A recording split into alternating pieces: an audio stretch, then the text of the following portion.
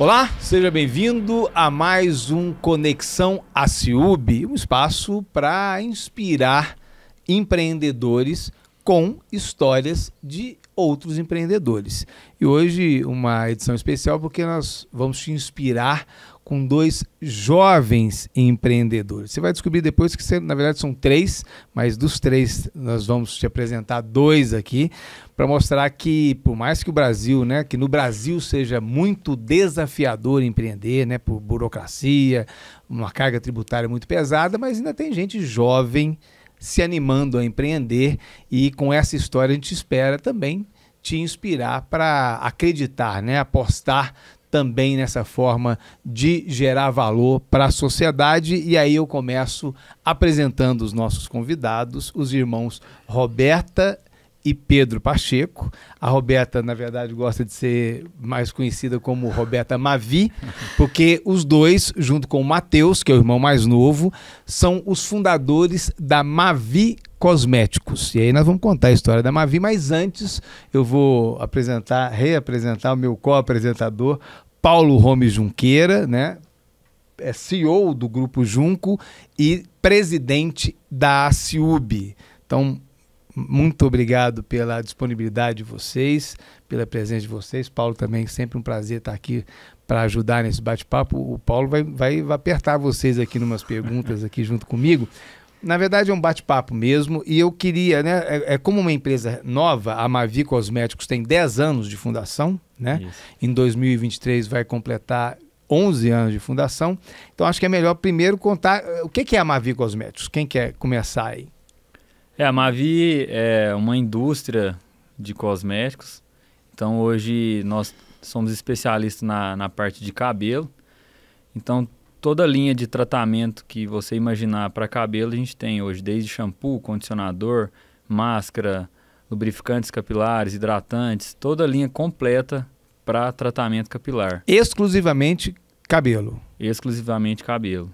E hoje o nosso foco é especializado em lojas de varejo físico que revendem nossos produtos, lojas especialistas, e a gente também atende todo o Brasil através do e-commerce. Via e-commerce. Antes de você chegar, eu já comecei a especular aqui, e a história do início da Mavi, né, Roberta, ela é muito interessante. Sim. Porque ela tem tudo a ver com a sua história. Sim. Com as suas escolhas, inclusive profissionais. Por isso que chama Mavi, significa minha vida em francês. Exatamente, né? Virou depois a vida dos seus irmãos. Sim. E consequentemente... Agora é a nossa vida.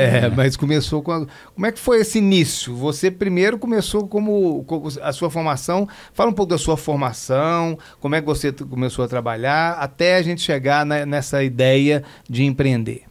Sim, primeiramente, obrigada pelo convite, né? É um prazer estar aqui com vocês. Falo também em nome do Matheus, nosso outro sócio que não está aqui. Mas a minha história, vou começar pela minha, que virou a nossa história, né?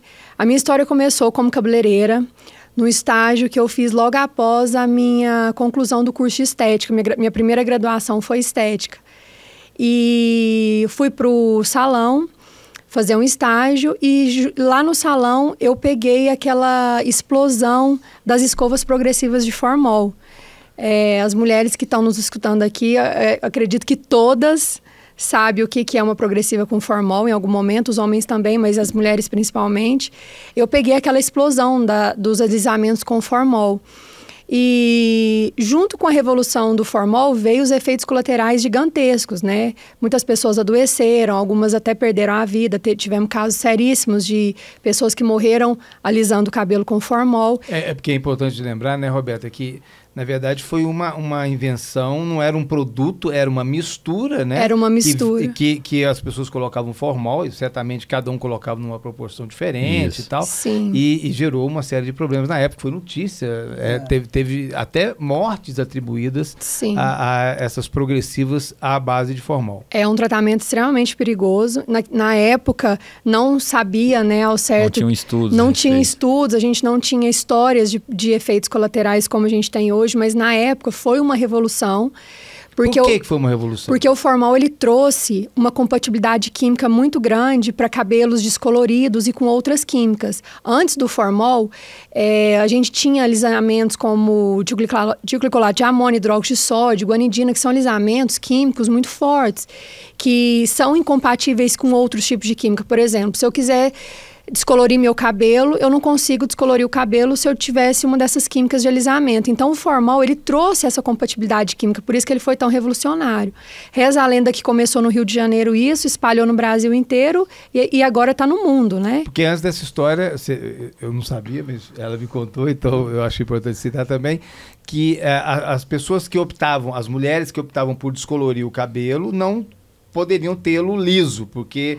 poderia tê-lo liso com escova e chapinha, né? Mas assim, um liso definitivo... Não aquela da escova progressiva. É trabalhoso todo dia ter que fazer escova, lavar o cabelo. Então foi revolucionário porque ele trouxe alisamento com comodidade, praticidade para o dia a dia.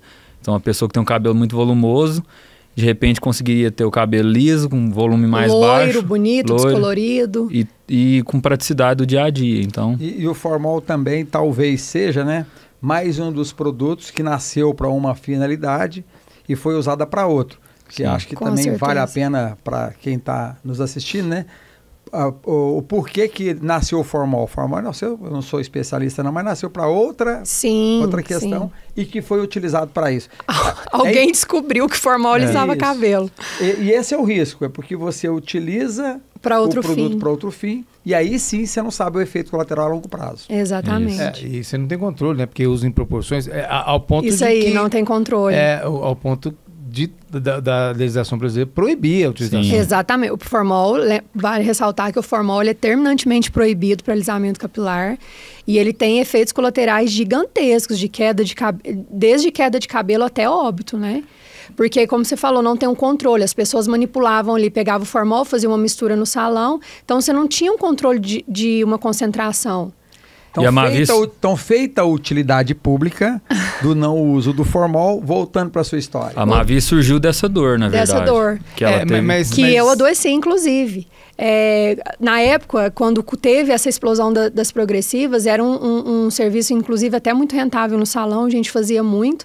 Nesse salão onde eu fazia estágio, eu fazia muita progressiva. E, como efeito colateral, eu acabei adoecendo. Eu escarrava Porque você manipulava. Inalava. Na verdade, eu fazia as escovas. Eu era cabeleireira, né? Fazendo estágio. Ela fazia o processo de desenvolvimento do produto e aí também fazia a prestação do serviço. Você fazia a mistura. Alquimia ali. E na aplicação você inalava. Isso. Exatamente. E a Mavi surgiu dessa circunstância dela ter adoecido. Eu cheguei a ponto de escarrar secreções pretas. Não era escura, não, era preto. Uma dor no peito. Eu fui afastada. Eu literalmente me afastaram do salão. E foi aonde nasceu essa ideia. Eu falei, gente, alguém precisa desenvolver um produto que seja compatível com todas as químicas, né?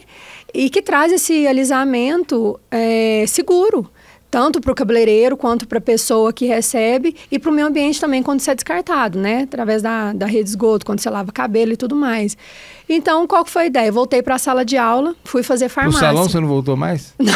Não. Nunca saiu nesse período. Na verdade, eu nunca saí do salão até hoje. O salão, inclusive, me ajudou a manter financeiramente, profissionalmente também. Foi dali que eu consegui descobrir muita coisa. O salão, eu sempre estive no salão, até hoje. Eu nunca saí do salão. O salão sempre me deu essa base. Sabe, muito importante, muito coesa para ser o que eu sou hoje. É um ambiente de testes, né? Isso. Para Mavi. É um laboratório prático. Exatamente. E aí eu voltei para a sala de aula, estudei mais 4 anos, me graduei em farmácia e depois me especializei em cosmetologia, onde estudei mais 2 anos. Então, se você for ver a minha carreira aí de pesquisa e desenvolvimento, é quase que são praticamente os 10 anos de empresa, fora lá atrás onde eu comecei. E aí desenvolvi. Depois da minha especialização, fiz um estágio fora também, tive a oportunidade de estudar na Itália, fiz um estágio na Sinerga, que é uma das grandes indústrias de ativos cosméticos do mundo. E aí entrei para o laboratório e desenvolvi um produto que trouxesse esse alisamento com segurança. que na época chamava Ma Santé, que significa minha saúde em francês. Ma Vie significa minha vida e Ma Santé significa minha saúde.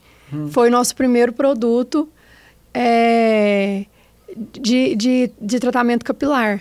Agora eu quero passar a palavra para o Pedro, porque o Pedro é nosso diretor comercial, ele que sempre esteve à frente do desenvolvimento dos produtos comercialmente falando. E ele é bem melhor que eu para contar as histórias. Como é que você assistiu esse movimento da sua irmã e em que momento que você entrou nisso e falou assim, parece que tem alguma coisa aí... Em que momento que vocês entraram, né? Você e o Matheus? O Matheus era o quê? Mais financeiro? Foi isso. Sim. A gente...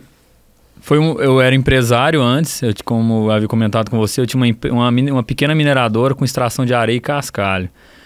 E aí a gente sofreu um problema na época com questões de climáticas, falta de areia, e aí eu quebrei. Foi minha primeira empresa. Em Uberlândia, região? Isso, era no Rio Tijuco, na cidade do Prata. A gente sofreu alguns problemas. Você chegou a quebrar mesmo? Quebrei, estava literalmente quebrados e devendo. E me levou areia. E quase que me levou junto, virou né, pó. Era areia e virou pó. E aí, Ele tá rindo porque o final é feliz. Hoje então a gente ri, né? Mas na época a gente... Como a gente sabe que o final é feliz, mas até isso é importante. Eu falo, Pedro, só um parênteses aqui, e é verdade, né? Que a gente ganha muita maturidade quando passa por dificuldade financeira tremenda ou quando quebra. Eu falo que a experiência de alguém que chega do ponto de vista financeiro ao fundo do poço ou quebra, ela é maravilhosa se você puder contar essa história depois que você reergue. Sim. Então, se ela te dá muita experiência da musculatura. Voltando. Isso aí. E aí, diante disso, eu estava num cenário totalmente sem saber o que ia fazer e muito perdido na época, né? Devendo. Quebrei e ainda saí devendo, então ainda estava endividado. E aí a Roberta estava com esse projeto já em desenvolvimento que a gente nem sabia também na época. E eu precisando de ajuda também, né? Porque imagina, se fundar uma empresa sozinha e... Mas você já tinha fundado a empresa ou você estava em processo? Eu já tinha fundado e já tinha desenvolvido a fórmula. A gente estava em processo de industrialização. Mas você fez isso num laboratório de terceiro? Já você comprou equipamentos? Eu fiz isso no laboratório do meu estágio de farmácia. Uhum. Quando no curso de farmácia a gente tem alguns estágios obrigatórios. Um deles é dentro da indústria cosmética. Então eu já vinha estudando isso antes. Eu estudei isso a minha graduação inteira. Eu não esperei finalizar o curso de farmácia para começar a fazer alguma coisa. Então, assim, foi uma história que começou lá na estética. Quer dizer, o tempo todo que você estava na graduação de farmácia, você já estava quase que obcecada com resolver esse problema. Né? Aquela coisa da dor. E um parênteses interessante que é legal, que enquanto ela resolveu fazer farmácia, esse projeto ainda não tinha vida. E aí muitas pessoas da família ficavam com julgamentos. Mas a Roberta fazer farmácia... É louca. Coitada, fez estética, agora vai fazer farmácia. E aí errou 2 vezes, né? Porque o pessoal ficava julgando o potencial medicina, que uma graduação pode ter. Uma profissão que eu, inclusive, tenho muita admiração, mas você nasce para ser médico. Eu não nasci para ser médico, eu nasci para ser cosmetólogo. Uhum. E aí ninguém sabia que ela estava fazendo farmácia por um projeto que iria tomar uma proporção que é hoje. Então, assim, isso também é um case legal, que a gente ela, na verdade, teve muito um processo de julgamento antes de tudo isso vir à tona. Uhum. E em vários momentos a família tentando direcionar a gente para outro caminho, que não fosse através do empreendedorismo. Pois é, na sua família mais direta, pai... Quando eu falo família, são parentes mais distantes, né? E não tem muito, então, essa cultura de empreender, não, na família de vocês? Tem, muito. Tem. O meu pai foi um grande empreendedor. Ele tinha uma panificadora na cidade onde nós nascemos. Uma indústria de biscoito, então é uma inspiração também. Vocês nasceram em Tumbiara, Goiás. Isso. E aí nós viemos para cá e aí foi o período dessa transição, né? O que fazer. Meu avô empreendeu muitos anos na fazenda também, que a gente carrega o legado, né? Até hoje. Isso. Temos tios empreendedores. Então... E aí eu estava nesse momento e ela nesse momento da empresa, precisando de pessoas e eu precisando de encontrar um caminho. E aí ela me convidou e convidou o Matheus. Na época o Matheus trabalhava num banco. E aí nós pegamos tudo que tinha de recurso, na época cada um O patrocínio ajudando muito. Meu pai foi o primeiro financiador, nosso primeiro banco da Mavi. Foi um impulso fundamental. A primeira produção foi ele que pagou. O primeiro lote de produto industrializado foi ele que pagou. A gente terceirizou na época na indústria onde eu fiz meu estágio da farmácia. Lá eu fiz toda a parte de bancada de testes. Em Uberlândia. Em Uberlândia. E aí, lá nessa indústria, eu industrializei. E começou com um produto. Um único produto. Que é exatamente o produto para alisamento. Era um produto que alisava e não tinha formol. Então, como ela tinha passado por esse... Não existia no Brasil? Ou já existia alguns? Já existia alguns. Existia alguns. Sim, okay. Mas esse produto ele foi muito pioneiro, porque o resultado que ele trazia era muito diferenciado, sabe? E a gente conseguiu desenvolver um produto que alisava sem deixar o cabelo com os tons amarelados. Então, por isso que foi um crescimento, assim, a gente teve um crescimento muito exponencial na época por conta disso, que a gente conseguia alisar, não tinha formol, não prejudicava o cabelo, a saúde de ninguém envolvido no processo e também não amarelava. E quem era o seu cliente? Os cabeleireiros. A gente começou, eu lembro, a primeira venda que eu fiz foi aqui em Uberlândia para um cliente nosso aqui na época. Foi bem legal. E ele foi o pontapé inicial. Aí a gente começou um crescimento em Caracol, Uberlândia, aí entramos nos melhores salões de Uberlândia, aí fomos crescendo, Uberaba, Ituiutaba, que é a sua cidade natal, aí entramos em Tumbiara, que é a nossa cidade natal, chegamos até a capital em Goiânia, aí nós entramos numa grande rede em São Paulo, e aí começamos nos melhores salões de São Paulo, estava nosso produto lá. Jacques Janin, 1838, isso. Salões grandes, de referência nacional. Na época, como que vocês conseguiram entrar nesses players maiores? Porque o produto entregava muito.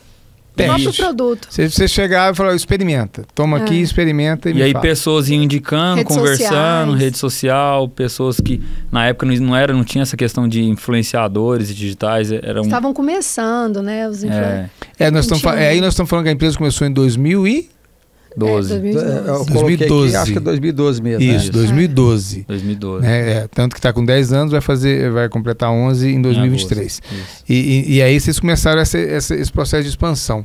Antes disso, de falar também depois vocês ampliaram o mix e tal, mas é importante voltar numa parte do porquê cabelo, né?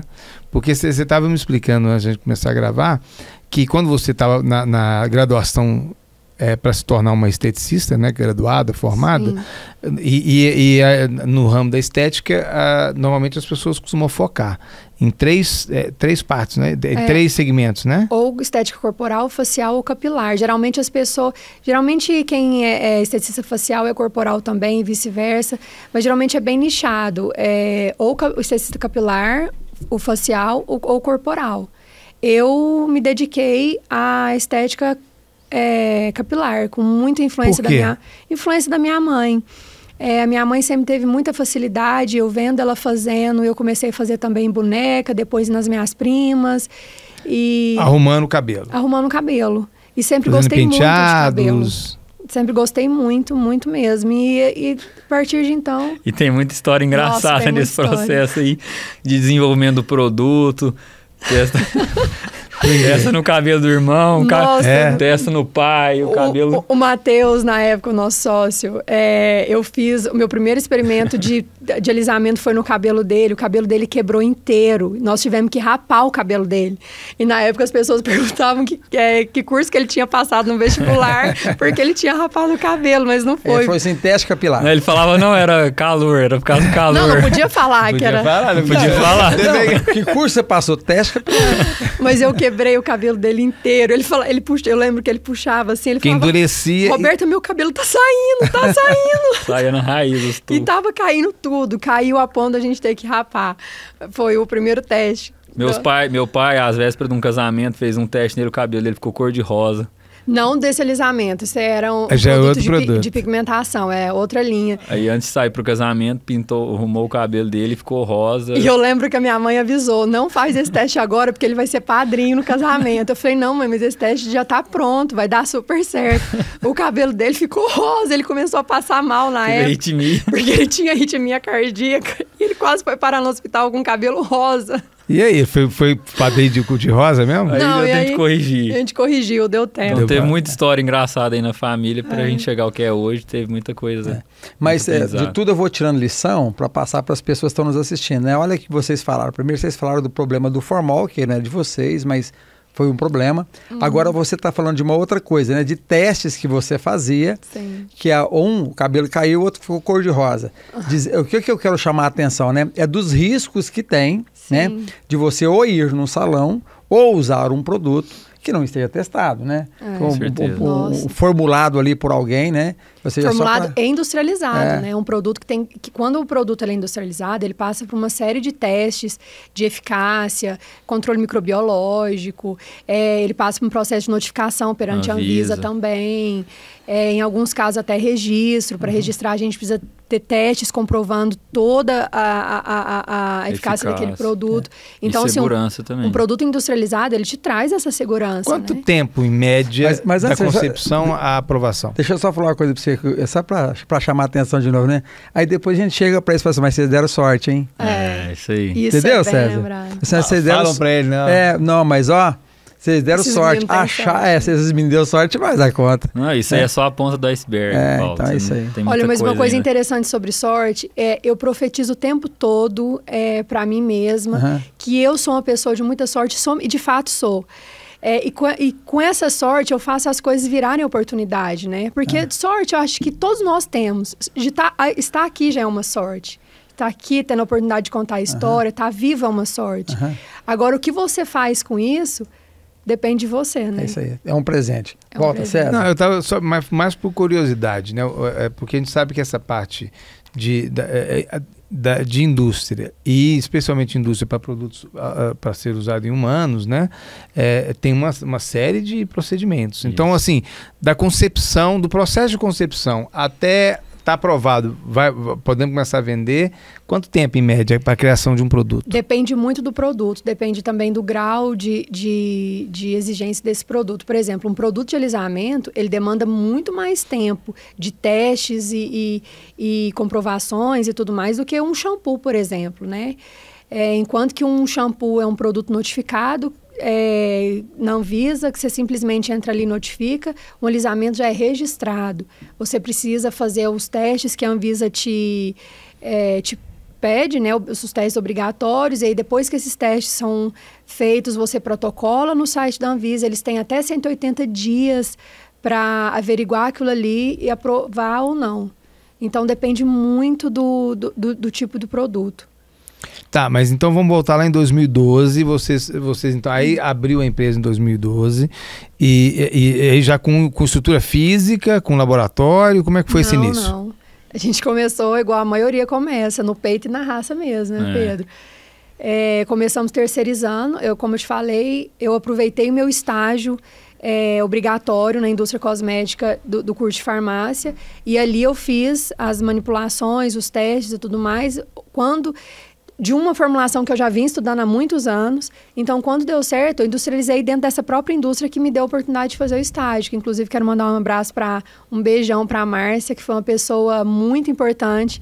Márcia Dantas, ela que me abriu a primeira... Aqui você pode falar o nome de empresa, não tem problema. Aqui é sobre empreendedorismo, a gente faz propaganda. Até quando você falou o primeiro salão que nós vendemos, eu quase te chamei. Não, pode fazer merchandising, porque aqui pode. Foi o pessoal lá da Evidência, a Kênia, que inclusive formou comigo em farmácia, em estética. Ela foi minha colega de classe no curso de estética. E foi ela que nos deu essa primeira oportunidade. O pontapé inicial em Uberlândia foi também um beijão para a Kênia do Evidência, um beijão para a Márcia Dantas, que na época tinha a AIA, hoje ela não tem mais, mas ela que me deu essa oportunidade de fazer o estágio, né? Então, e você ficou quanto tempo, vocês ficaram quanto tempo produzindo num laboratório de terceiro? Nós ficamos bastante tempo. Até montar uma estrutura própria? Bastante muito tempo. Até porque, assim, estruturas industriais normalmente são... custo, investimento é alto. Depreciação. Hoje, quantos produtos vocês fabricam, Pedro? Mais de 40. Nossa, é um mix grande. E os 40 produtos todos voltados para cabelo. Todos. Sim. E aí, hoje, vocês resolvem muitas dores, porque começou com alisamento, mas hoje... Me fala um pouco a respeito do seu portfólio. Você vai de onde a onde no tratamento capilar? Hoje, tudo que envolve cabelo, respeito de tratamento capilar, nós temos no nosso mix de produto. A gente tem shampoo, condicionador, máscara capilar, leave-in, que são cremes capilares. A gente tem lubrificante capilar. É toda a gama que envolve relacionada a cabelo, tratamento de cabelo. E aí, isso aí existe um universo gigantesco. Cabelos cacheados, cabelos oleosos, cabelos loiros, cabelos lisos, que tem volume, que você quer deixar o cabelo com menos volume. Então, é um grande mix, porque para cada tipo de cabelo existe uma ramificação grande. Não, para cada problema, uma solução. Né? E um desespero quando a gente vai no supermercado. No meu caso, que eu que faço supermercado, eu chego lá, na minha época, antigamente, era liso... Eram 3 coisas, tipo liso, ondulado... Seco, cabelo seco, cabelo normal e cabelo oleoso. Era isso. Agora, você chega lá, meia hora para você conseguir entender. Né? Exatamente, porque o nível de especificidade aumentou muito. Mas voltando, né? Então, com esse mix que você tem hoje, você falou que vocês iniciaram vendendo direto para o salão de beleza. Ainda é assim? O seu cliente ainda é o salão de beleza? Aí a gente teve uma repaginação na Mavi, assim, muito grande. Porque na época a gente teve que reposicionar a nossa estratégia de mercado.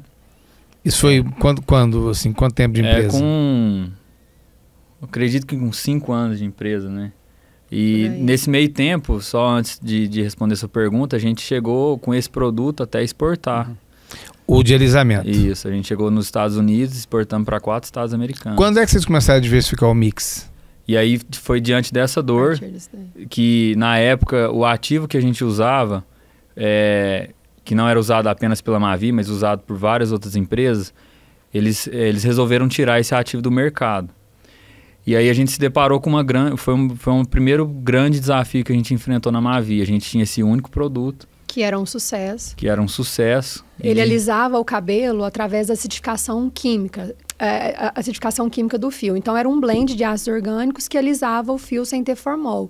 E um desses ácidos foi sofrido um lobby muito grande no Brasil com esse ativo e ele foi retirado do mercado. Proibido. Assim como o formol, esse ácido foi... E só ressaltando, nos Estados Unidos é um dos ativos mais seguros para alisamento capilar. Então, foi um lobby mesmo. Então, quer dizer, o seu produto, que você demorou anos para criar, que era um sucesso, de repente, a fórmula dele foi comprometida. Literalmente. Nós quase quebramos. A gente foi de 1000 a -1. E isso assim, tipo, a partir de amanhã não pode usar? A gente estava na crista da onda, ganhando em dólar, exportando, com 4, 5 anos de empresa, bem no início. A gente super feliz. É como se tivesse tirado da tomada. Uma reportagem no Fantástico. Comprada por empresas gigantescas de ativo cosmético, briga entre elas, e corrupção no Brasil, né? E então, aí, conseguiram tirar A gente tinha esse único produto. E aí, de repente, a gente falou, o que nós vamos fazer agora? Então, a gente não desistiu. Nós seguimos em frente e resolvemos repaginar a empresa e mudar toda a estratégia comercial. Tivemos que descontinuar o produto de alisamento na época, porque aqui no Brasil não podia ser comercializado. E não tinha previsão de retorno. Até hoje não tem. Até hoje... Nunca mais voltou. Isso tem quanto tempo 10 anos. Foi lá no... então foi pouco... 10 anos não, tem menos. Um pouco menos. Então vocês 6 anos. Vocês surfaram nessa invenção. E despencamos lá de cima. E surfaram pouco tempo, não foi muito tempo, então. Não, muito pouco tempo.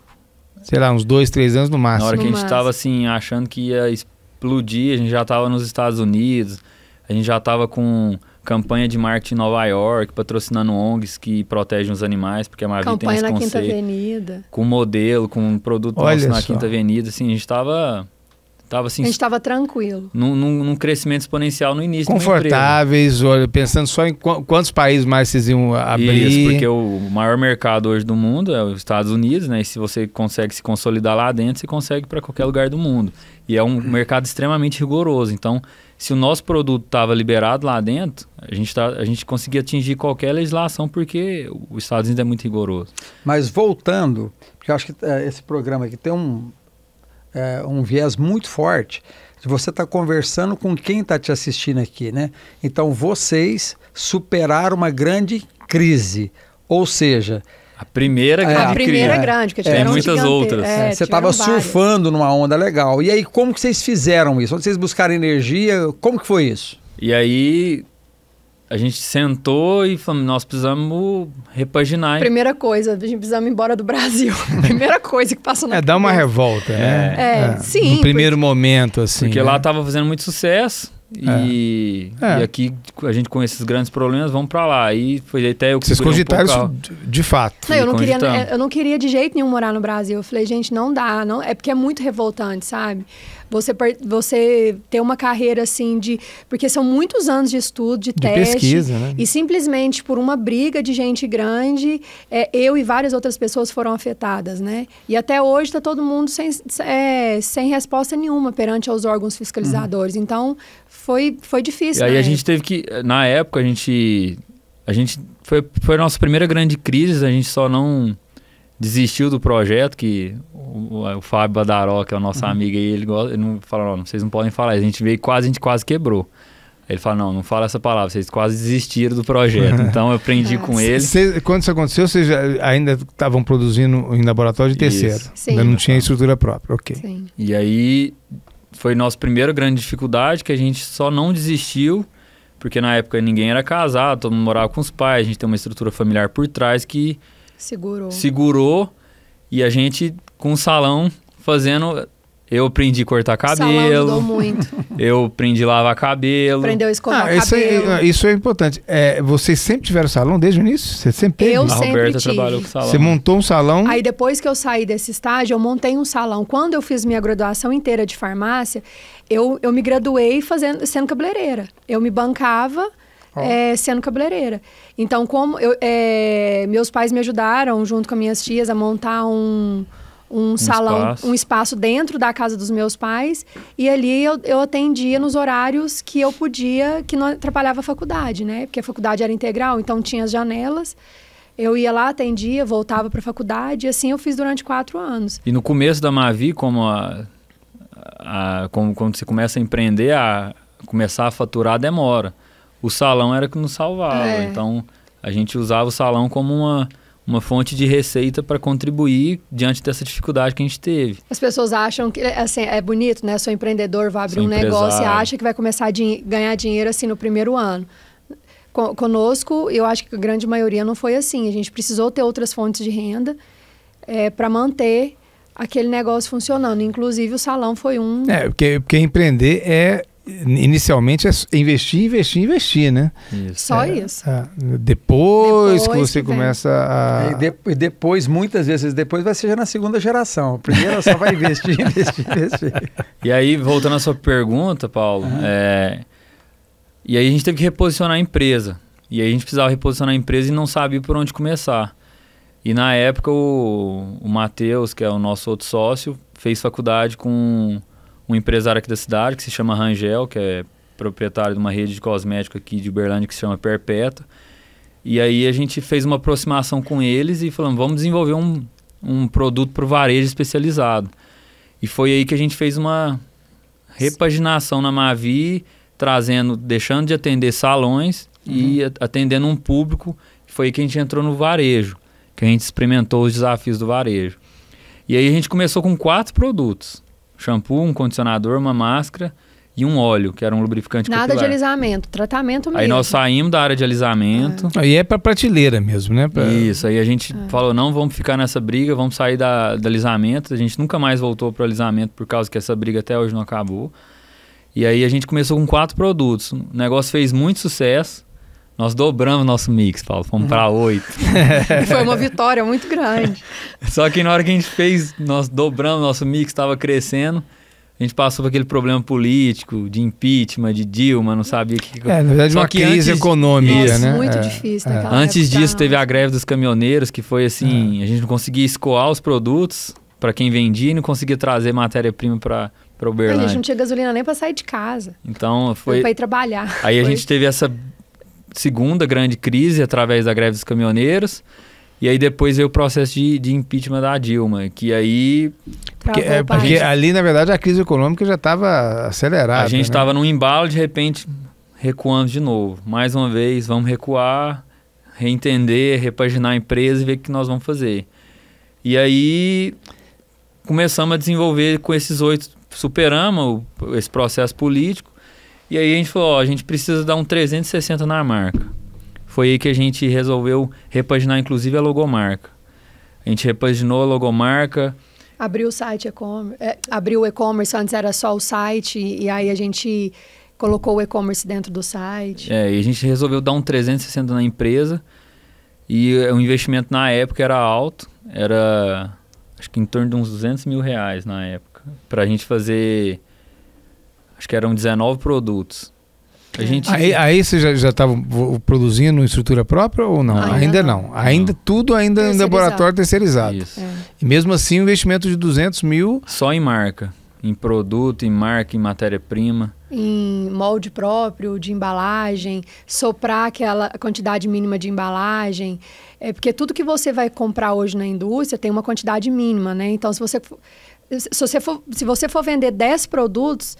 dependendo do fornecedor, você precisa comprar 10 mil. O desafio de embalagem é sempre esse. Tem um lote mínimo, porque quem fabrica, ele vai desenvolver um molde para você, ele tem que ter... o lote econômico dele tem que garantir uma quantidade que já vai pagar o investimento dele. Não é nem garantir, é porque na hora que ele vai rodar, não compensa ligar a máquina para rodamento. Então ele cria um lote mínimo. Chama o lote setup. Econômico. E não só na embalagem, mas nas tampas, nos rótulos, tudo tem uma quantidade mínima. Tudo que é embalagem tem esse desafio. Então você precisa colocar uma grana alta ali, independente do tanto que você vai produzir. É na fé. Mas eu vou produzir, na fé. Vou fazer muito litro e vou sair para vender. Aí se vender, pegou, a gente Graças a mais. Deus, né? Se não produz, se não vendeu, acontece isso, pelo menos com a gente aconteceu, né? Você tem que descartar um monte de embalagem, porque não deu certo aquele produto. Rótulos também. Tudo. Tem que descartar tudo. Voltando, e aí? E aí, a Roberta olhou para mim, o que nós vamos fazer? Olhando pro Matheus, financeiro, e aí, Matheus? O financeiro não dá conta. Aí, como a gente sempre trabalhou muito certo, a gente sempre teve muita credibilidade no mercado. Então, isso nos favoreceu todo esforço de sempre pagar tudo em dia, tudo certo. Então, a gente tem um crédito com os nossos fornecedores muito grande. Aí a gente fez uma aposta. Uma estratégia de empresário no Brasil. Ou vai ou vai. Falei para Roberta, vamos comprar. Eu assumo a responsabilidade de vender. E a gente usa o crédito dos nossos fornecedores, já que a gente não consegue... Porque banco, no meio daquela crise, não conseguia fazer nada. E a gente usou o parcelamento, o crédito que a gente... Do momento que comprava até a hora de pagar... A responsabilidade estava comigo de vender. E aí foi assim que a gente conseguiu repaginar a empresa, fazendo um 360, inclusive, de logomarca até mix de produto. A gente começou com 19 e hoje estamos com mais de 40 produtos. E o seu cliente hoje, Pedro? Mas o Pedro esqueceu a hora que a gente estava de novo surfando na crise da onda, veio o Covid. Você esqueceu do Covid. Que quase arrebentou aí vai tudo. ser um 3 pontinhos muito longo aí que... A gente isso impactou bem para vocês. Nossa, porque é o seguinte, a gente começou a crescer muito, entramos em grandes redes, em grandes varejistas do Brasil. Pois eu queria só isso aí. Esse grande rede, grande varejista é o especialista, essas distribuidoras que vendem cosmético. Isso. Distribuidoras e os grandes a gente já atende direto o varejo, indústria. De cosmético. Varejos especializados. Ok, perfeito. E aí a via de regra é principalmente varejos especializados. Isso. Grandes lojas que são exclusivas que vendem cosméticos, equipamentos eletrônicos para esse tipo de finalidade, que é cabelo, estético. Corporal e estético. E aí a gente começou a entrar em grandes redes e essas grandes redes trabalham muito em shoppings. Eles têm muitas lojas em shoppings. E na época do Covid foram os primeiros a fechar e foram os últimos a abrirem. Então, assim, a gente tinha um estoque parado nesses clientes, uma folha de pagamento gigantesca, a gente não sabia o que fazer. E vocês não estavam no supermercado, porque o supermercado não fechou? E a gente não estava em supermercado na época. E muitas vezes, viu, estando em supermercado, ainda tinha coisas dentro, áreas dentro do supermercado que estavam... O supermercado estava aberto, algumas áreas, os nossos queridos legisladores, né, com a sua cabeça para aquele momento, fechava determinada sessão. A minha sessão de festa, por exemplo, era fechada. Tinha uma fita que era proibido vender. O cara podia ir lá, mas ele não podia comprar. Mesmo que seja descartável. Resumindo, é uma orientação para o momento. Voltando. O que eu acho inspirador, que eu sempre comento, que nós três na Mavi, nós somos como a água. A gente não pergunta o que está acontecendo. Se tem um obstáculo, a gente olha um para o outro e vamos contornar. A gente arruma uma forma de infiltrar. Ser empreendedor é isso, né? Você não tem outra opção. A não ser água, porque, gente... E qual foi a dificuldade vai aparecer, né? Isso, e qual que foi o caminho que a gente encontrou com o Covid? Na época, a Anvisa liberou a indústria de cosméticos produzir álcool em gel. E a gente resolveu produzir álcool em gel. E aí eu falei, não, é um caminho, vamos em frente. Aí você já tinha estrutura própria? Ainda não. Não? Ainda no laboratório de terceiros? Sempre com terceiros. Só que a gente sempre... Quando a gente trabalha com laboratório de terceiros, a gente só industrializa. A gente que compra nosso CNPJ de indústria. Na verdade, a gente arrendava. A operação era toda nossa. Uhum. Inclusive as pessoas que operavam Isso. Os equipamentos. Você usava a estrutura física de alguém. Exatamente. Isso. Não era nosso, mas a gente usava. E aí, na hora que a gente estava no processo, assim, chegou na formulação do álcool em gel, na hora que, não, agora vai dar certo. Que foi um desafio muito grande, porque também não existia matéria-prima para fazer álcool em gel. Então, é isso que eu ia entrar agora. Na hora que a gente chegou na formulação, a Roberta tinha fechado a formulação, não encontrava mais a matéria-prima que fazia o álcool em gel. Porque o mundo estava precisando de álcool em gel, né? Então, não chegava para o Brasil. Então, diante... Só o Fábio que tinha álcool em gel, só ele que tinha. Não tinha como produzir álcool em gel porque não tinha matéria-prima. Então, a gente teve que buscar alternativas para desenvolver o álcool em gel dentro das especificações que precisava, porque tinha especificações. Foi outro desafio gigantesco que nós conseguimos colocar o álcool em gel aí rodando sem algumas matérias-primas específicas para fazer o álcool em gel, né? Porque o álcool, você pega o álcool 70 e precisa espessá-lo com algum polímero e tudo mais. Não existia, sumiu, evaporou. Todo mundo comprando. Então, a gente conseguiu uma alternativa para espessar esse álcool em gel, colocar no mercado e não quebrar. Né? Era o único produto que a gente podia produzir. E vender. E na época era o que tinha para... Pois é, mas... Nós ficamos assim... 40 dias com a empresa fechada, não foi isso? Proibido de vender qualquer item que fosse, não podia comercializar, não podia. E a importância... Mas shampoo, condicionador, lembra da política do Fica em Casa? Na verdade, não era o produto ser... Porque aí todos nós vivemos isso e na nossa indústria também. Aí não era o problema se o produto é ou não é. É que você não pode abrir sua porta. Você lembra que nós ficamos aí 60 dias desse jeito? Era primeiro 15 dias. Mas nem a indústria não podia funcionar. Gel. Não, teve mas teve indústrias, César. Teve muitas indústrias que não. Então, eles... o que era considerado essencial podia. Esse é um capítulo à parte da loucura da legislação brasileira, do que pensa as pessoas, né? Não é só os políticos, tá? As pessoas também. Eles começam a conversar um com o outro, pessoas que não conhecem do assunto com profundidade até hoje. É uma situação de crise também, né? As pessoas, elas saem dando tiro para tudo quanto é lado, né? Mas voltando, Pedro, aí depois... E a importância de estar numa associação como a CIUB. Na época, o Rogério Nege, da TV Integração, que é ex-presidente aí da casa, também nos propôs ajudar. Muito. Porque a gente tinha um e-commerce que... Um abraço, Rogério. O Rogério Nege também foi muito importante para a gente. Que nós conhecemos ele através da CIUB. Então, assim, a importância de estar na associação, que você está com pessoas que podem te ajudar a encontrar caminhos. E aí, como a gente gastava muito tempo e energia com o varejo, que o varejo é um grande desafio, nosso e-commerce era um secundário. E, de repente, o digital veio com força total, porque não podia varejar mais. Era o único canal de escoamento de produto, era o e-commerce. E a gente não tinha estratégias e números e equipe para aquilo. E aí o Rogério Neri nos ajudou com divulgação. E a gente fez, na época, propaganda para impulsionar a marca e ajudar a vender no e-commerce. Foi um momento muito importante que ajudou muito a gente também. Junto com a Tássia Spirandelli também, um beijão. Que foi muito parceira. A gente foi buscando os amigos. A Tássia conectou com o Rogério. Vocês tiveram que nós tivemos montar uma estrutura de e-commerce assim, a toque de caixa e divulgar rapidamente. E a Tassi Brandelli foi uma pessoa que nos ajudou muito na época, porque ela fez essa conexão e ajudou. E muito forte nas redes sociais. E muito forte na mídia, ajudando com divulgação, com a propaganda própria em si. Ela foi a garota propaganda. Então a gente sempre, nesses momentos de crise, a gente sempre encontrou pessoas que contribuíram com a gente é muito agradecido por isso. Mais uma provocação, pode? Claro. Falamos muito do até aqui, do até agora, mas e daqui para frente? O que é a perspectiva e a expectativa? O que vocês esperam desse novo Brasil, desse novo momento econômico e político do Brasil? Como que vocês estão tratando desse novo momento? Estão animados com o ano de 2023? Olha, é um momento de Desligamos muita... a televisão. A gente teve que tomar algumas atitudes. Nós não estamos conectados com notícia, porque a grande imprensa, a gente não precisa nem ficar comentando muito aqui a respeito disso. Primeiro ponto é não ficar ouvindo o que está acontecendo ao redor. Vamos focar no nosso negócio. No final, no segundo semestre, eu como diretor comercial tomei a decisão.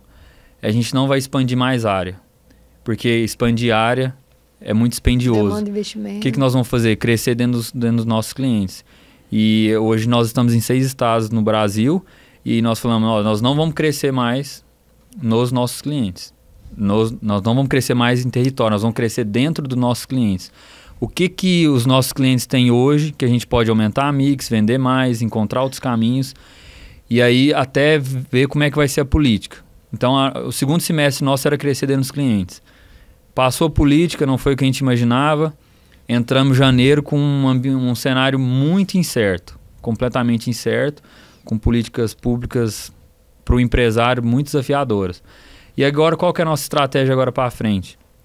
Continuar crescendo dentro dos nossos parceiros, dessas redes, e crescer forte no digital, que é uma coisa que a gente veio deixando sempre em segundo plano. E que a pandemia trouxe oportunidade, né? Isso. Mas hoje o digital corresponde a quanto por cento do faturamento? Não, hoje o digital, em relação ao nosso varejo...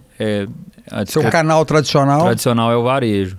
Ainda é muito pequeno Ainda é muito pequeno. Até porque a questão de logística é uma barreira também. É um grande desafio, custo de frete, o frete muito caro. Mas hoje a gente tem clientes espalhados para todo lado e às vezes o frete está custando às vezes até mais caro que o produto. Que é Esse é um desafio muito grande nosso digital. O frete ser mais caro que a compra. O cliente, ele coloca no carrinho, mas ele não compra. Ele acha um absurdo. E eu, de certa forma, como consumidora também. Vai comprar um produto, o frete é mais caro que o produto, a maioria desiste. Então, tem alguns desafios, sim, mas também tem muita oportunidade, né, Pedro? Aí, no ano passado, nós tivemos a oportunidade de entrar na Lojas Rede, que é a maior loja de varejo do Brasil. E aí, antes disso, a gente tinha crescido muito, porque nós entramos numa rede que chama Inovar, de Goiás. Ela é a maior rede do Centro-Oeste. Então, a gente teve um crescimento muito legal com eles.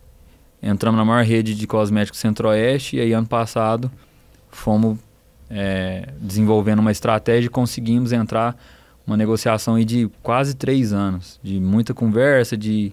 Quais são as barreiras? Qual que é o principal desafio de convencimento, você que é o comercial? Investimento inicial. Varejo, investimento inicial não só em produto.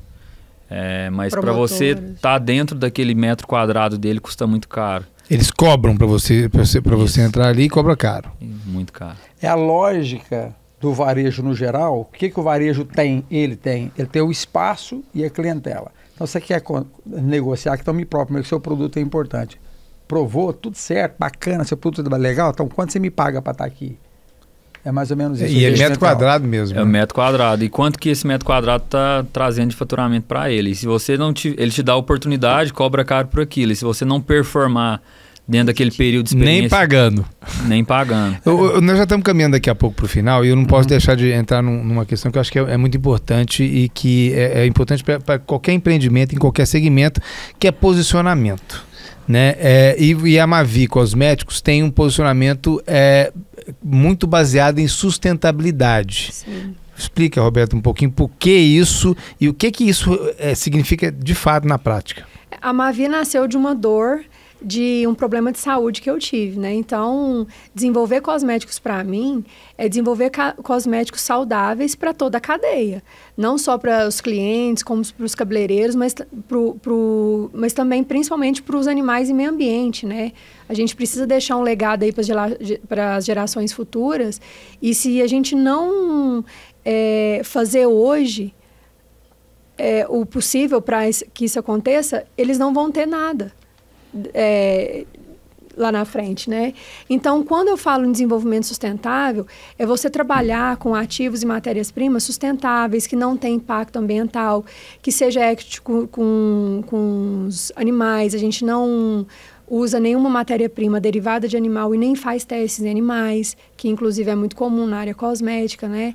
Então, a Mavi, ela preocupa com a cadeia toda. Nós temos certificação nacional e internacional comprovando. Isso também foi uma grande conquista nossa, sim, comprovando que nossos produtos não são testados em animais e não tem nenhuma matéria-prima derivada de animal. Nas embalagens, a gente usa um aditivo que ele torna a matéria-prima 200 vezes mais biodegradável, né? Então, assim, o impacto ambiental é menor do que os... 200 vezes menor, né? Os outros cosméticos comuns.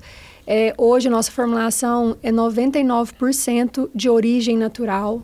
Então, assim, é um produto que ele é muito ético na cadeia toda. Ele entrega essa ética de saúde, assim, só do ponto de vista prático, de um produto qualquer, pode ser um shampoo, qualquer coisa, o que significa uma coisa mais química e uma coisa mais natural? São ativos, uma coisa mais natural, são literalmente ativos com origem vegetal, né? Não sintéticos. A gente não usa conservantes cancerígenos. Por exemplo, a gente não usa óleo mineral, que é um petrolato gigantesco, que traz um impacto ambiental grande. A gente não usa conservantes químicos que trazem um efeito colateral muito grande, muitos cancerígenos. A gente não usa matéria-prima etoxilada, que são sintéticos que, para serem etoxilados, usam ingredientes que podem ser cancerígenos também. Então, a gente busca sempre usar matérias-primas de origem vegetal mesmo. Então, essa eu poderia dizer assim, então, que esse é um diferencial do seu produto? Muito grande, sempre foi, desde o início. E ele é percebido? Ou seja, o seu cliente valoriza isso? Na época que a gente começou, não. Nossa, foi muito difícil chegar até aqui, porque o Brasil ainda está em desenvolvimento dessa cultura. Isso é bom lembrar que isso, via de regra, normalmente aumenta o custo de produção, né? Com certeza. Você ir para uma coisa sintética... E comunicação, né? Tudo. E vale ressaltar aqui a oportunidade que o Covid nos trouxe, tá, gente? Tudo, quando você olha com um olhar de oportunidade, de fato vira oportunidade. O Covid foi uma coisa terrível, que trouxe muita coisa ruim, mas que trouxe muita oportunidade. Para nós, o que o Covid trouxe de oportunidade? É que as pessoas começaram a olhar para a saúde de uma forma diferente. Antes, não estava nem aí com o que você colocava no corpo, com o que você ingeria. Muita gente não estava nem aí, né? Ia pelo preço. Ia pelo preço, ia pela comodidade, pela facilidade. Depois do Covid, as pessoas começaram a olhar mais para si, entendeu? Opa, peraí, o que eu estou colocando dentro da minha boca? O que eu estou colocando na mucosa, nas minhas mucosas, no meu cabelo? O que está entrando no meu olho? O que eu tenho colocado no meu organismo? Então, o Covid trouxe essa oportunidade de saúde, sabe? E o interessante é que a gente tem muitos clientes que chegam até a nossa marca através dos filhos. Porque as mães se preocupam com os filhos. Talvez não preocupa tanto com elas, né? E aí às vezes tem uma crença limitante. Produto natural não funciona muito bem no meu cabelo, por experiências no passado que não foram legais, só que quer preservar o filho. Aí usa no filho, dá muito resultado, aí tá durante o banho ali, experimenta, e de repente se torna um cliente Mavi. De repente o marido tá usando também, porque tá ali no chuveiro. E se torna cliente Mavi porque estava querendo preservar a saúde do filho. Então a gente tem também essa situação de clientes que chegam até nós dessa forma. Fiz questão de ressaltar essa questão desse posicionamento voltado para a sustentabilidade, especialmente ambiental, porque a Ciub, a partir de 2023, vai desenvolver, já começou a desenvolver o All Invest Verde, que é um projeto internacional que a Ciub teve o seu projeto aprovado. Aliás, só até, pelo menos a última informação que a gente tinha, que só 2 projetos no Brasil foram aprovados pelo All Invest Verde. E um é da Confederação, né? Então, a associação só nossa? É a associação só a Ciub, que teve o projeto aprovado, e é focado exatamente na questão ambiental, óbvio, né? Ao Invest Verde, especialmente especialmente nessa questão de destinação de embalagens, por exemplo, né? Da indústria, ou mesmo o ponto de venda, está preocupado com a destinação final daquilo que ele está comercializando. É interessante, assim, dando continuidade, mas voltando um passo atrás, o que eu estava querendo puxar era exatamente isso, né? Por que vocês insistem nessa política que, na verdade, do ponto que eu perguntei, dá retorno financeiro, que no primeiro momento pode não dar retorno financeiro, mas o que é propósito? Propósito é isso. Olha, eu defini que eu vou ser uma marca, que eu vou resolver uma dor, mas que essa dor era resolvida através de muito produto químico, também resolvia, mais barato inclusive. Vou ter dificuldade de comunicar, mas eu vou insistir no meu propósito, que é naquilo que eu acredito. E aí você citou muito bem, né? Que esse é um pensamento da Ciub, mas não é só da Ciub, né? É um pensamento, é um novo modelo, é uma nova forma de pensar. E nessa nova forma de pensar, esse novo mundo vai exigir muito. E esse propósito, então, ele passa a ser importante do ponto de vista econômico. Eu perguntei, a turma paga por isso? Seu cliente paga por isso? Eu já imaginava a resposta. Mas agora eu quero incentivar, não só vocês, mas incentivar mesmo. Ou seja, o modelo mental é outro. Sim. Nós precisamos nos preocupar com a próxima geração, com o meio ambiente, com o bem-estar animal, o bem-estar do meio ambiente no todo, vou falar assim, que facilita a vida. Sim. Então é isso aí. Então, parabéns. Acho que esse propósito ele é vencedor. Enfrentem as dificuldades iniciais, que eu acho que vai dar certo. Eu estou quase terminando minha participação nessa, vou falar mais coisas aqui. Fez até o fechamento. Mas isso é muito importante mesmo, porque se no passado isso era talvez um propósito pessoal, né? Vocês têm uma origem aí de também agro, né? Então, em contato com a natureza. E você estava me falando antes de começar a gravar, Roberta, que até nos empreendimentos agro, né, do setor agro de vocês também levaram essa preocupação, né? Então, e por isso eu falei do Ao Invest Verde, que a Ciub começou a desenvolver, porque uma das coisas que a Ciub vai fazer é explicar, né, e levar esse conhecimento e essas informações para os empreendedores de maneira geral, especialmente o empreendedor da micro e pequena empresa, porque primeiro que tem legislação já que determina esse tipo de preocupação, e para qualquer segmento, independentemente do segmento, qualquer negócio que você for começar, você já tem que estar essa preocupação para ver se o seu negócio vai ter sustentabilidade no futuro, né? Então acho que por isso que a partir de agora, né, a gente vai sempre estar falando aqui mais ainda, a gente já falava, mas falando especialmente a partir de 2023, ressaltando essas questões relacionadas ao Invest Verde, e até para quem nos assiste, acompanhar as redes sociais da Ciub, acompanhar o site da Ciub. Nós vamos ter uma landing page, uma homepage, um site especificamente do Ao Invest Verde, com todas as informações para o associado da Ciub, mas também para quem não for associado da Ciub, com questões relacionadas a essas questões da sustentabilidade. E a Mavi Cosméticos vai ser já um case para a gente ajudar Então insistam nisso. Começando em casa, dentro de casa, né? Eu acho que hoje é uma questão de valor, né, da empresa. Então, valor, acho que, propósito, né? Agora, para a gente finalizar, 10 anos de empresa, nós vamos completar 11 anos em 2023, nesse momento, no começo do ano ainda, 10 anos. Vocês já estão confortáveis? Tipo assim, opa, viramos, agora a gente está estável,